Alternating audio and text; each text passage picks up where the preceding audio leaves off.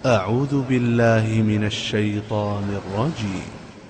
من يطع الرسول فقد أطاع الله ومن تولى فما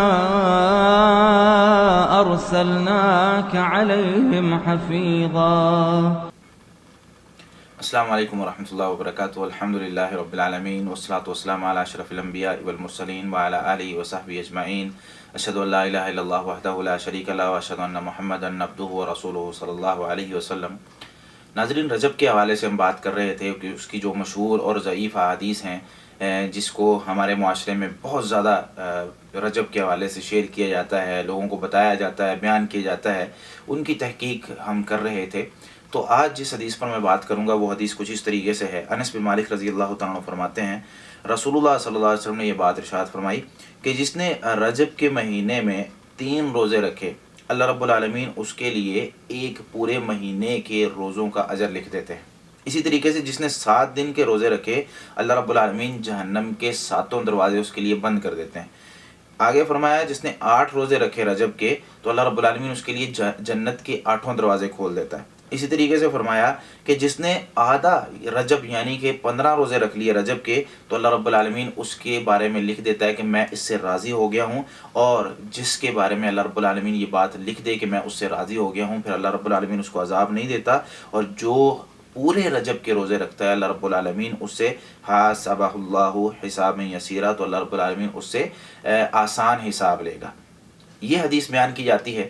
یہ حدیث امام ابن جوزی رحمۃ اللہ علیہ نے اپنی کتاب الموضوعات میں اس کو ذکر کیا ہے. الموضوعات ایک ایسی کتاب ہے جس میں امام ابن جوزی رحمۃ اللہ علیہ نے موضوع اور من گھڑت احادیث کو جمع کرنے کی کوشش کی ہے. تو اس کتاب میں انہوں نے جلد 2 صفحہ 206 پر یہ بات بیان کی ہے کہ یہ حدیث موضوع ہے، من گھڑت ہے. اس کے بارے میں لکھتے ہیں حدیث لا یصح، یہ حدیث جو ہے وہ صحیح نہیں ہے. کیوں صحیح نہیں ہے؟ اس کی سند میں ابان نام کا راوی ہے جو کہ ضعیف ہے.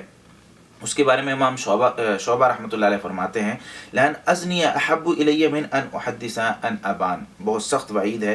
اسی طریقے سے امام احمد اور نسائی، امام دارقطنی، یہ سب کہتے ہیں کہ یہ راوی متروک ہے، یعنی اس کو چھوڑ دیا گیا. اسی طریقے سے اس میں دوسرے ایک راوی ہیں عمر بن الازہر، جس کے بارے میں امام احمد کہتے ہیں کانا یضع الحدیث، یہ حدیثوں کو گھڑا کرتا تھا.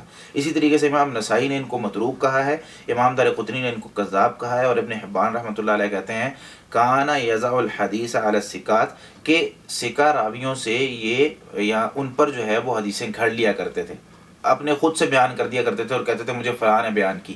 تو یہ اس طریقے سے اس میں روایات موجود ہیں جو کہ حدیث گھڑتے تھے اور جھوٹے راوی ہیں جو کہ بیان کرتے تھے.